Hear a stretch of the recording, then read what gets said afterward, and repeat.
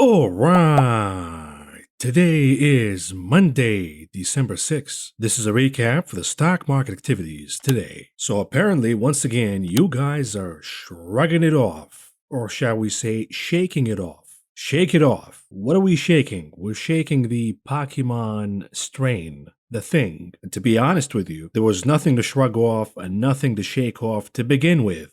We already knew that the thing was not that serious, but for now, this is what they're telling you for now. The thing is not that serious, the hospitalization, not that big, surprise, surprise. But that's going to change depending on the political situation, of course. Now, in this channel, we have discussed before how these so-called jab optimism bounces work. They push inflation expectations higher, and therefore the 10-year yield rises higher along with the dollar, commodities. We see a rally led by the IWM, the reopening names, the small caps, while technology, the mega caps, the Qs lag behind, and this is exactly what happened today. Of course, the Qs managed to close in the green, yet underperforming the Russell 2000. And from the get-go overnight, the Russell 2000 futures were outperforming the Dow, the S&P 500, and the NASDAQ futures. The NASDAQ, matter of fact, opened down, trading in the red. Yet when you combine a jab optimism rally with an oversold rally and you sprinkle a little recency bias and buy the dip kind of activities, and you get what we got today. And notice that the rally today came hand in hand with a pullback in the TLT. Matter of fact, when you look at the chart, this is the intraday chart. Notice that around 9 o'clock Pacific time, noon Eastern, the TLT took a leg down and the rally in the SPY and the Qs accelerated from that point on, as you can see from this illustration. The TLT in red, SPY in yellow,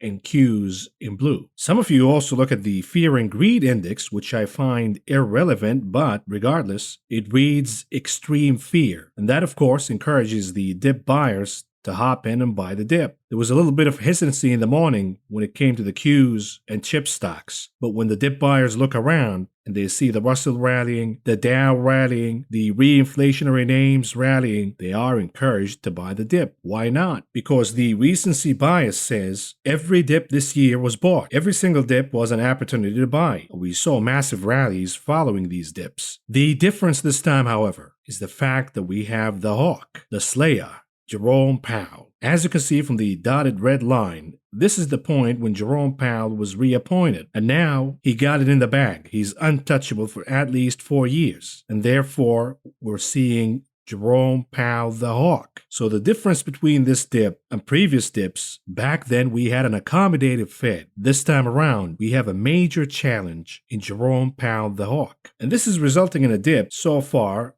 larger and more aggressive than prior ones. We have at least $5 trillion wiped out of global markets in this so-called dip/correction. We have to wait and see if it is indeed a dip or is it the beginning of something else. Because so far this year, we have yet to have a 5% correction. We had a brief one in September, but pretty much every single year we have a 5% or more correction in the stock market. This year, we have yet to have a correction of 5% or more. So is it coming? Is what we're seeing right now the beginning of the 5% plus correction? We'll see. But with this setup out of the way, let's dip right into it. The real juice, the real gravy in this video. And here it is, in focus tonight. We're going to talk about the wall of worry. And then we're going to talk about the SEC waking up from the coma, at least for now. And lastly, an update about inflation and how out of touch the mainstream media is. Let's start with the wall of worry. The items that we have for now, the sources of concern for this market, are number one, the circus in DC, aka the whorehouse. Then we have Russia and Vladimir Putin. Then we also have China and Xi Jinping. We also have the thing. And lastly, Jerome Powell, the hawk. Let's see if we're climbing the wall of worry, because this was one of the reasons behind the market rally, the rebound that we saw today. When we talk about the freak show over at DC, we can climb that one easily, at least for now, because we have Chuck E. Schumer, who said to his fellow Democrats he is still aiming to pass the president's nearly $2 trillion economic package before Christmas. So we can cross that one out, at least for now. We're climbing the wall of worry. What about Putin and Russia? Well, the situation is getting more intense and more dangerous by the day, and the psychological war is already starting. For example, today, natural gas prices plummeted, crashing over 10% today alone. Do you really think that the US doesn't have a hand in crashing natural gas prices today? Think again. If you think it's just the free market, you're probably too naive and too cute. And of course, Biden already issued a statement that he and European allies will consider substantial financial measures, aka sanctions against Russia and Putin, if the invasion of Ukraine actually happens. Yet we have a source of optimism here that allows us to climb that item in the wall of worry, at least for now, because we have a phone call between the two leaders, Biden and Putin. And of course, Biden will say, cut it off, Vlad. I told you to cut it off. Come on, man. And Vladimir Putin will say, yeah, sure. Okay, I'm scared now. But my hunch is Putin is just playing his cards. He's playing hardball because he knows that the US and the EU are pushed against the corner. And he is seizing this opportunity to have some of his demands met. And perhaps we will have that tomorrow. And all of these concerns about Russia invading Ukraine will go down the toilet. So for now, we can cross that one off. We can climb that one. Now, what about China and Xi Jinping? Well, it is a serious situation. It is an alarming situation right now because we have disappearing court documents. We have restricted access to the shipping data from China. We talked about that in a different video. But the secrecy, the crackdown, the delisting of Didi, perhaps Alibaba is next. All of these concerns are tremendous. But the number one concern that we have regarding China is Evergrande. We got this piece of news today that the CCP is intervening to restructure Evergrande to avert the risk. And so far, so good. If the CCP wants to interfere and prevent the collapse of Evergrande, then this is good news. This is us climbing the wall of worry regarding China, at least for now. And therefore, we can cross that one off the wall. And by the way, I know some of the CCP trolls are watching. I'm not putting an X on Xi Jinping. I love Xi Jinping. I love China. You might want to turn the subtitles to understand what's going on here. What about the thing? Well, we can climb that one too because you have your boy, Saint Fucci, who came out today and said that the thing is not that serious, at least for now. He described it as encouraging news. We have encouraging information regarding the thing, that yes, it might be more contagious, but it does not increase hospitalization or the risk of fatalities. So what is left here in the wall of worry? The answer is the hawk. The hawk is still there. And the hawk is the number one concern and the most important driver in the wall of worry. How are you going to climb the hawk? You can climb everything, but the hawk is the final boss. And until and unless you can defeat the hawk, dip buying will fail to rescue the market. So long as the hawk remains a concern, we're going to be in the sell the rep mode. Next, let's talk about the SEC perhaps waking up from the coma for at least 3 minutes, and then perhaps going back to sleep again. But today, at least for 3 minutes, they were highly effective. Number one, they hit Dwack the Quack. The Trump scam, SPAC, is under investigation right now by the SEC. Number two, they hit Lucid Motors. Yep, we have a subpoena for Lucid and Churchill Capital for the SPAC deal. Now, the details of the subpoena is not available for the public to see, but regardless, Lucid stock went down as a result of this news. Number three, the SEC hit Tesla, the souffle. Tesla shares are on track to close in a bear market. By bear market, we mean they're up 70% or so for the year, right? Following a report that it is facing an SEC investigation. What is this all about? Here it is. It is about Solar City. The SEC is probing Tesla due to a whistleblower complaint regarding the solar panel defects. And I say if you received a letter from the SEC today, whether you're Dwack the Quack, whether you're Solar City, Tesla, whether you're Lucid, just take that paper and throw it in the garbage. Because in all likelihood, the SEC will go back to sleep again. Because Gary Gensler is in a coma. The man cannot stop sleeping. He has a severe case of narcolepsy. He's going to wake up, bark for a little while, pretend he's tough, and then he goes back to sleep again. Lastly, let's talk about inflation, specifically Canadian inflation, which has slightly better manners than American inflation. Anyways, our friends up north are not happy with inflation, and they are unconvinced that policymakers will be able to bring this inflation down. Matter of fact, when Canadians are asked, how sure or confident are you that inflation will return to normal levels? 36% of Canadians say they're not confident, 27% say somewhat not confident. So the majority of Canadians are unconfident that the geniuses in charge are going to rein this inflation down. Because look at the forecast, by the way, from the Bank of Canada. The April forecast, wrong. Garbage. The July forecast, garbage. Wrong. The October forecast will also be wrong. Garbage. And let me fix it for you. Here it is. Inflation will go to the moon. When we talk about inflation here in the United States of America, which tends to be more aggressive and fat and slobby, look no further than rent prices. Rents are surging out of whack. And the reason is we have a shortage of supply for single-family homes, and therefore we have to resort to renting. And in reality, by the way, we don't have a shortage of supply in housing. We have sons of bitches with a lot of money, rich individuals and corporations.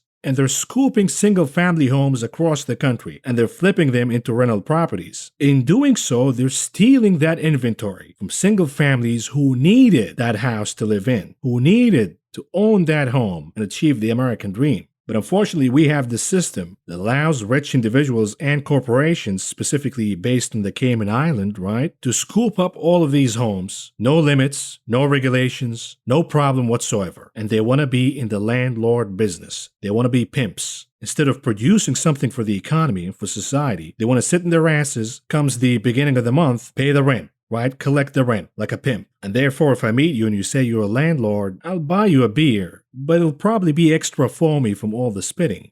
Anyways, rental properties occupancy is pretty much at all-time highs, even though, traditionally speaking, we are in a slow season. But again, the lack of inventory, the lack of single-family homes is pushing a lot of us into rental properties. The occupancy rate is now 97.5%, the highest in at least a decade. And here's more bad news for you.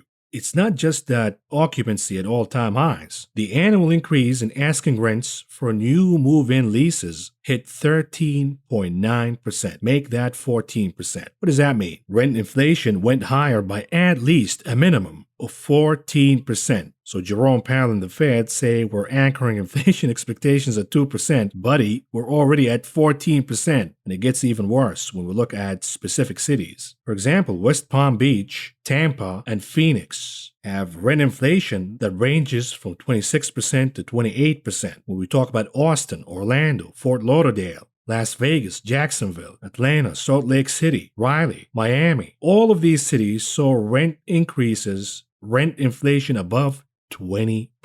Think about it. The number one expense with the highest weighting on budget for American households is rent. And rent inflation is surging out of whack. We're talking about cities with over 20% inflation in rent prices. But I know, keep buying the dip because Papa Jerome will walk back. He will never raise interest rates. He will never tighten. He will never taper. Really? Are you waiting for 50% inflation in rents? How about 100? The Fed sees a shocking crisis. They f***ed up big time, and therefore they're acting aggressively and in a surprising hawkish stance. But rest assured, your beloved media has your back. The media says, what inflation? Inflation is not a big deal. Buck up. You can afford it, right? Listen to this hack from CNN with the name Allison Morrow. And she says why inflation can actually be good for everyday Americans and bad for rich people. Wow. Up is down, east is west, right? And we have to do this monkey dance all the time, putting a lipstick on a pig. Why? Because the politics, baby. Gotta defend the cult through and through. Otherwise, God forbid the orange clown, the orange boogeyman might come back.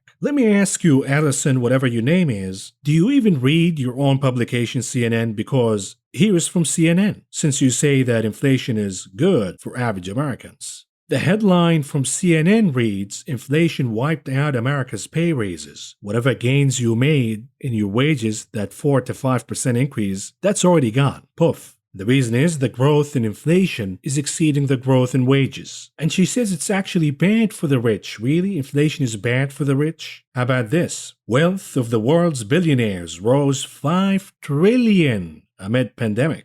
Forbes list finds. Oh, the poor rich, they're having a tough time with this inflation. They only made 5 trillion. When you look at the expansion of wealth for the 3 richest Americans, 3 people, they have added at least $300 billion to their wealth, and this is an increase of almost 100%, doubling their net worth within a year. Thank you to the pandemic and thank you to inflation. Meanwhile, the regular household American that you say this inflation is good for them, their wages went higher by only 4%. Wow, what a win. When you look at the wealth growth for the richest Americans, the billionaires, the oligarchs, since the pandemic started all the way to October 15th, Elon Musk gained 751%, Bezos gained 70%, Bill Gates gained 35%, Larry Ellison gained over 111%. Meanwhile, the average American gained 4%, if they're lucky, 4%. So yeah, inflation is bad for the rich. When we look at household wealth for the entire country, it now exceeds $5 trillion. Yet the top 5 individuals, the top 5 richest people in America, own almost 20% of that entire net worth, that entire wealth of American households, which exceeds $5 trillion now. Yet this lunatic says that inflation is good for us, for average Americans, and it's bad for the rich. And you wonder why people stop trusting the media. Anyways, let's move on to the market's coverage today, starting with the performance. And here we go. The Dow Industrial Average closing in the green by 646.95 points, or a gain of 1.87%. The Nasdaq also closing in the green by 139.68 points, or a gain of 0.93%. The S&P 500 also closing in the green by 53.24 points, or a gain of 1.17%. What about the sector's performance today? Leading the pack at number 1 and capturing the gold medal, materials, and at number 2 for the silver, energy, number 3 for the bronze, REITs. Meanwhile, the laggards of the day led by healthcare and technology. The theme is clear here. We have one of those jab optimism rallies and rebounds, and that favors the inflationary side of the market, not technology and the yield-sensitive side. Moving on to the advance to decline ratios, the NYSE, an impressive 81% advancing versus 17% declining. The Nasdaq was 66% advancing versus 30% declining. And notice the 52 weeks highs versus the 52 weeks lows. On the Nasdaq, of course, the highs are only 17 versus 463 stocks reaching 52 weeks low. So the internals of the Nasdaq remain weak.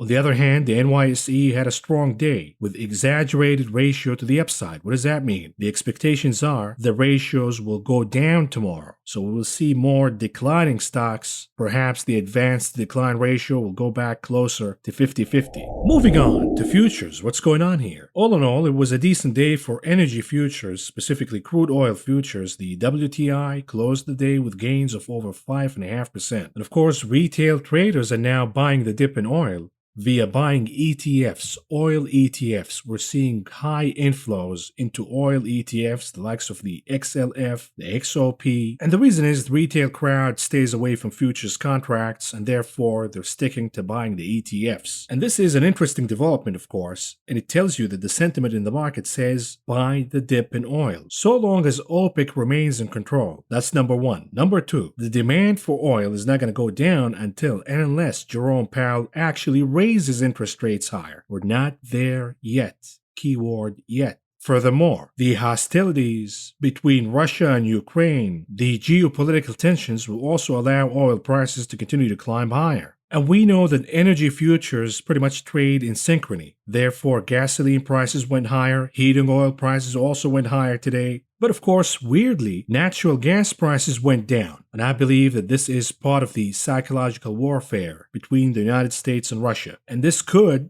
keyword could, offer an opportunity to buy the dip in natural gas prices, because we're seeing heavy put options buying in the RSX, the Russian ETF. Let's say that we have a positive resolution from the phone call tomorrow between Biden and Putin. My hunch is the RSX will see short covering, and therefore it will surge higher. And we will also see natural gas prices climbing higher and recovering some of the losses from today. Let's say the opposite happens and we don't have a positive resolution and Russia indeed invades Ukraine. This will push energy prices higher across the board. Crude, gasoline, natural gas, and therefore watch natural gas prices carefully. I certainly don't want to be involved in a war, a price war between the States and Russia. But the dip today could present an opportunity to buy a rebound trade in out, hello, goodbye. What about softs? The quiet stealth rally in lumber continues. Lumber futures gaining over 3% today. Likewise, we have sizable gains for OJ, cotton, coffee, sugar futures, all closing with more than 2% gains today. The only laggard, cocoa futures, closing moderately in the red today, pretty much in the flat line. What about metals? We have a rally for palladium, copper, and platinum, while gold and silver set out the rally. Gold and silver are waiting for more clarity from the dollar and the 10-year yield. What about meats? Modest gains for feeder and live cattle futures. Meanwhile, lean hogs futures are getting slaughtered, down over 4% today. Lastly, what about grains? We have a rebound for oats futures gaining about 2% today. Likewise, soybean oil continues to gain higher. Wheat, canola all closing positively, be it on the flat line for canola. Likewise, corn also closing at the flat line, while we have modest losses for rough rice, soybean, and soybean meal futures.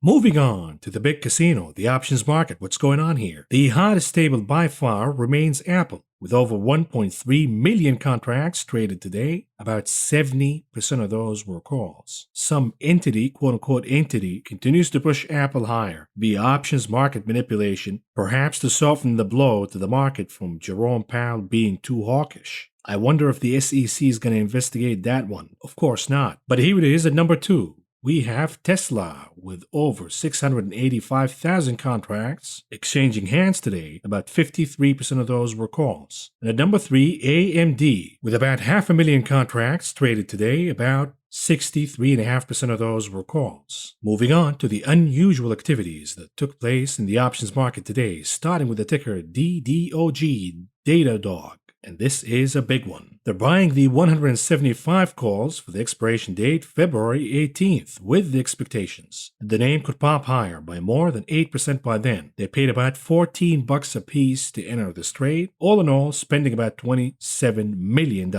What about the ticker NVDA for NVIDIA? The name is down big today, but closing well above the lows, yet somebody's betting for more pain to come by the end of the week. They bought the 280 puts for the expiration date December 10th, with expectations that NVIDIA will drop down by more than 7% by then. They paid about $2.10 a piece to enter this trade, all in all spending about $3 million. And what about the ticker ATVI, Activision Blizzard? Oversold technically, and therefore we're anticipating a rebound. We got about 1% today, but perhaps we have more juice to squeeze here in the rebound. The rebound will be amplified if the genius CEO quits and resigns. So we'll see what's going on here. But here we have somebody buying these 63 calls for the expiration date December 23rd, with the expectations that ATVI will pop higher by more than 8.5% by then. They paid about 52 cents a piece to enter this trade, all in all spending about $600,000. And what about the trade for the ticker G or JETS for Jets? This is the airlines ETF. The reopening names, airlines, casinos, cruises popped higher, significantly higher today, leading the rally. But pay attention here to the sentiment from options market participants. They are fading the pop. They're buying puts on NVIDIA, they're buying puts on Jets, they're buying puts on the XLF, they're buying calls on Moderna, the opposite plays of today's activities. And here's the trade for Jets. They're buying the 18 puts for the expiration date February 18th, with the expectations that the name will drop down by more than 15% by then. They paid about 60 cents a piece to enter this trade, all in all spending about $600,000. And what about the trade for the ticker XLF? This is the financial ETF, also popping higher today, the 10-year yield moving higher today. We have an inflationary theme, the jab optimism rally, yada, yada, yada. But somebody's fading the pop here by buying puts, specifically the 36 puts for the expiration date February 18th, with the expectations that the name could go down by more than 7% by then. They paid about $1 a piece to enter this trade, all in all spending about $800,000. What about the trade for the ticker AMC for, you guessed it, AMC? We have a rescue operation here, the last hope on the Planet of the Apes, and they are buying the 32 calls for the expiration date December 10th, meaning this Friday, with the expectations that the name could pop higher by more than 10% by then. They paid about 62 cents a piece to enter this trade, all in all spending about $500,000. And lastly, what about the trade for the ticker mRNA Moderna? They're buying the dip here, the 300 calls for the expiration date December 10th, meaning this Friday, with expectations that Moderna will pop higher by more than 14% by then. They paid about $3.20 a piece to enter this trade. All in all, spending about $2 million.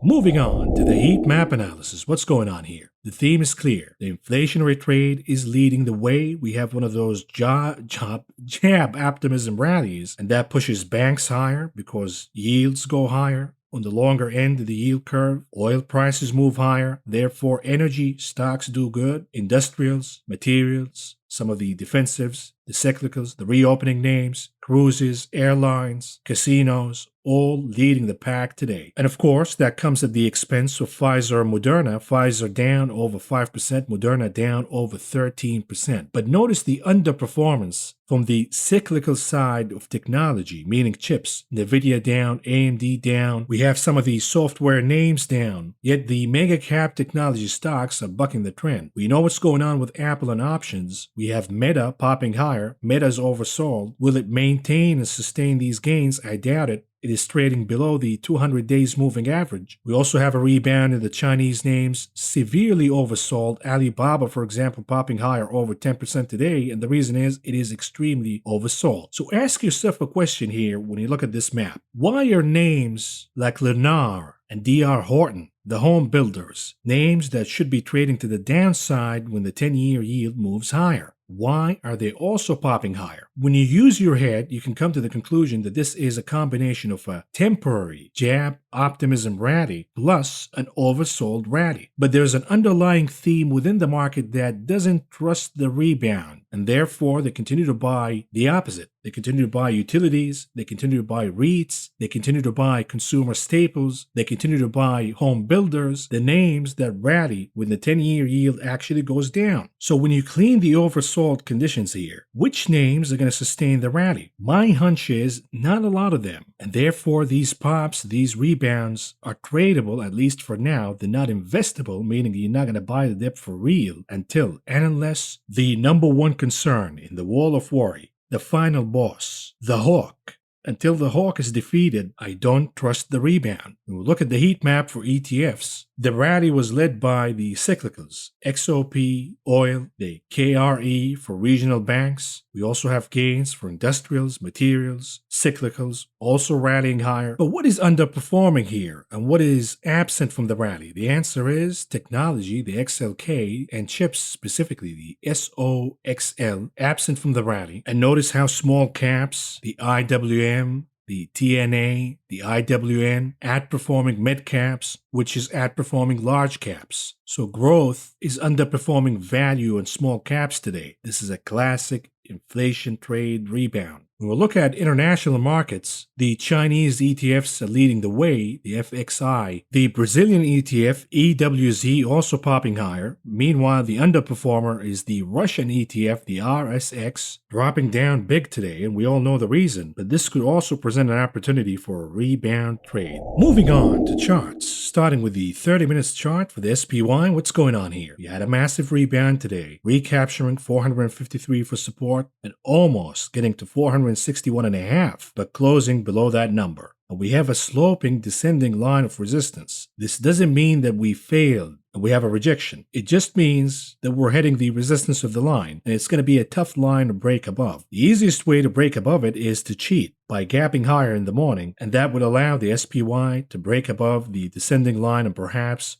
recapture 461.5 for support. And after that, we don't have to worry about the sloping line of resistance anymore. Moving on to the daily chart for the continuous contract for the SPY. The good news is for the bulls that we closed the day above last week's candle. We're also seeing the momentum indicators strengthening, at least for now. The RSI, the MACD indicator, watch the red columns, they're getting shorter. We need a confirmation, another one. What would be the confirmation that we at least have a tradable bottom for now? The number is 4,656. If the SPY's futures close above that number, then we have a trade. We have a call options trade, and you're going to pin that against the top, the all-time highs. On the other hand, if the SPY gets rejected from that point on, then you have a tradable put options trade, and the target will be 4,549.5, and we'll take it from there. The volume is also receding today, and this is good news for the bulls, as it could be an indicator that the selling is drying out. Remains to be seen, but for now, it is a score point for the bulls. What about the Qs? 30 minutes chart. What's going on here? Clearly the underperformer today, and the reason is we have not captured any support yet. Matter of fact, the Qs are still battling the lower edge of the support zone. We had somewhat of a rising wedge in this rebound, and we have broken that wedge to the downside. Now, when we zoom into a 3 minutes chart, just to illustrate for you the importance of these numbers, as you can see, the chart struggled to the penny exactly to the lower end of the support zone. Now, keep in mind that we don't have a flush down yet. And the behavior of the chart says, I want to give it another shot. I want to give it another shot to climb the support zone once again. This could happen as soon as tomorrow in the morning. Will it be a gap and crap? Who knows? Will the Qs never make it there? Who knows? But the behavior of the chart right now, it should have flushed down by the end of the day. If it wanted to be rejected, if it wanted to go down, it would have flushed down by the end of the day. But in refusing to do so, the Qs is saying, I want to give it another shot. So let's give it another shot. Moving on. The daily chart for the NASDAQ futures. What's going on here? Unlike the SPY, the momentum indicators are still weak. Yes, they're curling slightly higher, but notice where the candle closed today. We have yet to recapture 15,976 for support, and we have yet to close above Friday's candle. And therefore, when you pin the SPY versus the Qs, which one is more bullish now?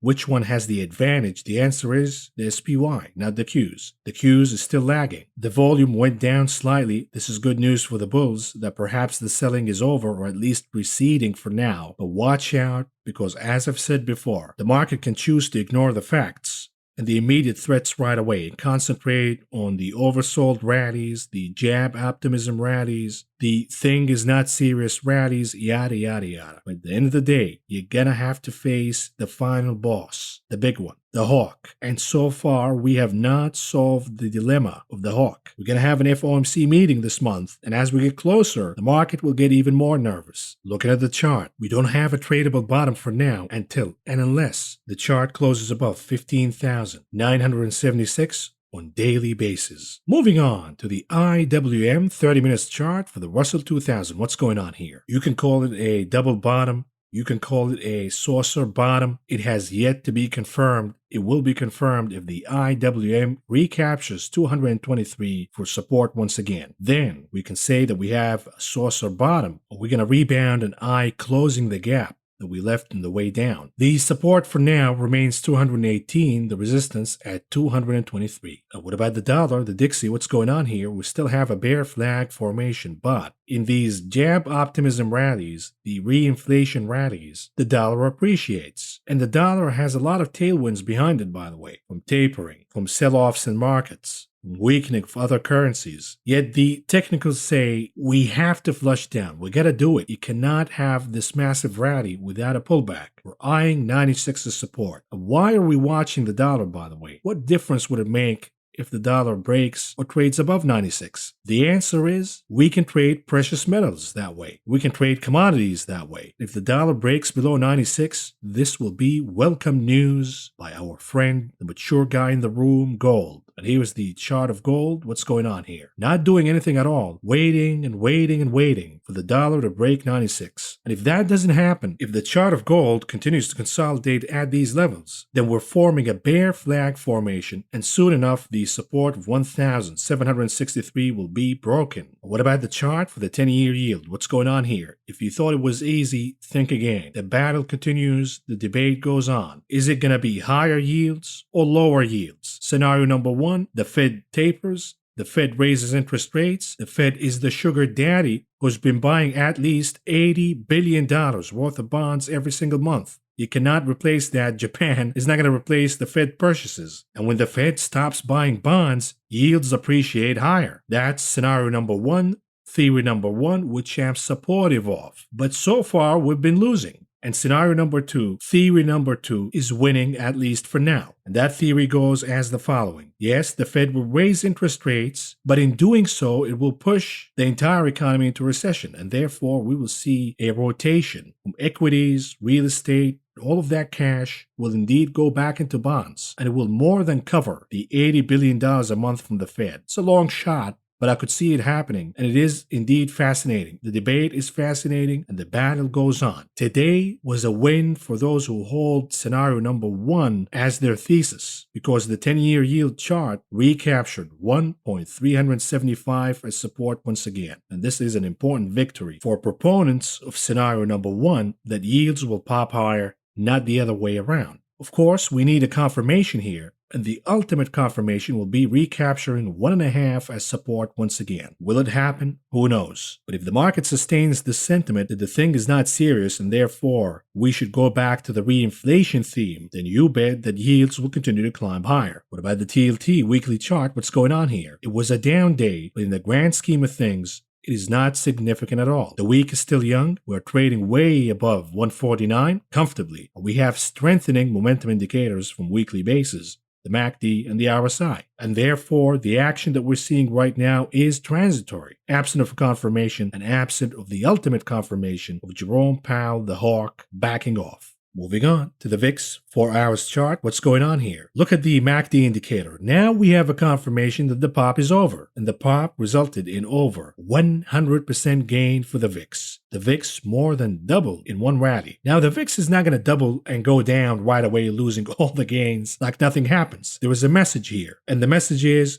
things are changing. Things are not going to be as easy as they used to be before in this market. And you're going to be careful. You're going to hedge more. You're going to use more put options. And therefore, I believe that yes, the VIX will take a leg down, but it will pop higher again because the sentiment in the market is changing. And it's not about the thing. It's about the Federal Reserve, the stance of the Federal Reserve from dovish to hawkish. And we have an important piece of data coming out this week, the CPI. And yes, the VIX might retreat, but what if the CPI reading comes out way too hot? You bet the VIX will pop higher again as the expectations and the anticipation that the Federal Reserve will indeed accelerate the taper and perhaps raise interest rates sooner than expectations. And what about the weekly chart for the VIX? What's going on here? We have a breakout out of the sloping line of resistance, and now we have a give back. Notice this, every pop of the VIX, or in the VIX, since the March bottom, every pop lasts for 1 week, no follow-up, no confirmation at all, and it reverses right away. This time around, we're seeing two things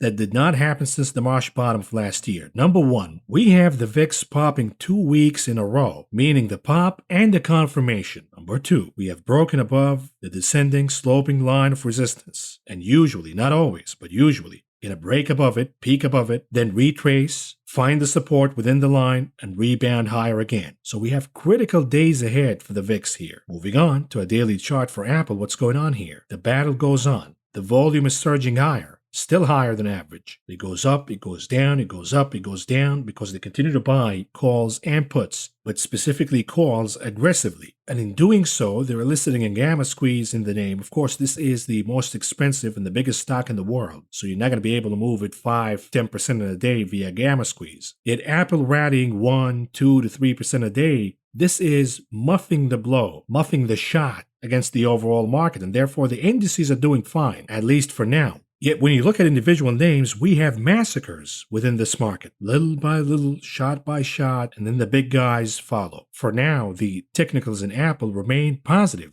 because Apple is trading above the upper resistance line of the channel. The challenge is, can you close the week above or below that line? It has been 2 weeks in a row now, and we have yet to have that answer. Moving on to Tesla, the souffle daily chart, what's going on here? The bears have all the check marks. The MACD indicator from the triple rejection from 1,174.5, from the lower low, from breaking the triangle pattern to the downside, the only check mark left is closing the day below 1,000. And therefore the Tesla culties, the fans, worked overtime today, pushing harder and harder and harder to maintain 1,000 as support. Why is 1,000 important, by the way? It is not just due to the psychological reason of a round number, but we also have mechanical reasons behind that. For example, when we look at the options for Tesla for the expiration date of this week, the calls, crickets, nothing, no activities at all. Look at the open interest. Nobody's interested here in buying calls for Tesla. Yet when we look at the puts, and notice this one, the 950 puts, they have over 64,000 contracts open right now. What does that mean? We have over 64 million put options for the 950 strike price.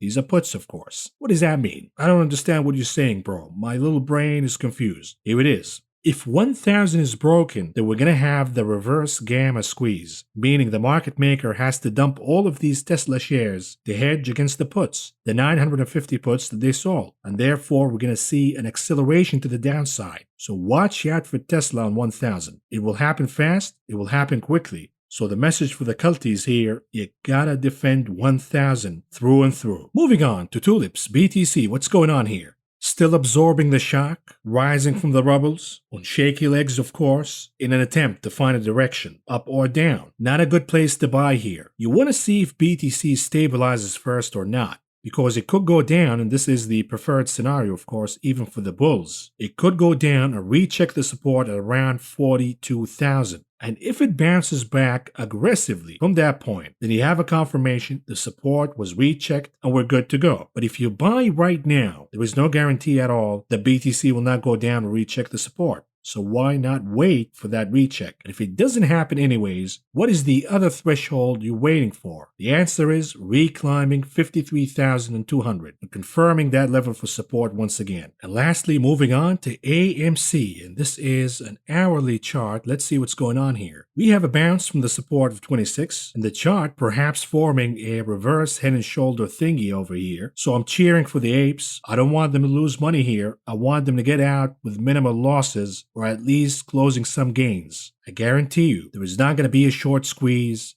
AMC is not going to 100, but you can cut your losses or even lock some gains. If AMC recaptures 32 as support once again, you're going to have an opportunity to sell at a higher price. What is the danger here for AMC mechanically speaking? A Y26 is an important support to keep. You got to fight to keep this support ape shit crazy, because if this support is broken, goodbye. Good night, Irene. It's over. Why do I say that? Look at the options for December 17th, the monthly expiration for AMC. These are the calls, of course. Crickets, nothing. Some volume here and there, but nothing sizable at all. Now, contrast this with the puts. And again, these are for the expiration date December 17th. Look at the 25 puts and the 20 puts for the expiration date, the monthly expiration of December 17th. For the 25 puts, we have at least 10,000 contracts open. For the 20 puts, we have at least 11,000 contracts open right now. What does that mean? You lose 26 for support, and then we have the reverse gamma, where the market maker has to dump shares to hedge against the 25 puts that they sold. And then they're going to roll down to 20, to 15, to 10, and AMC will crash like crazy. So watch out here. This number is important, and it is the last support to keep. Lastly, moving on to the conclusion of this video. What do we have on the economic calendar tomorrow? Nothing of grave importance here. We have trade deficit, and then we have revisions for productivity and unit labor costs. This will be important for inflation. And lastly, we have consumer credit, and this will be also important because the consumer is running out of stimmies. They're dipping into savings, and now they're moving into credit. If inflation is rising higher and the consumer is weakening, resorting to debt once again, then we get a problem in the economy. And the growth expectations will go down, and therefore the proponents of the TLT going higher and the 10-year yield going down will start to win again as the economy heads closer into recession. We'll see what happens. But for now, folks, I'm done here. This is all I got for you for now. Thank you for listening. Thank you for watching. And I will talk to you again tomorrow.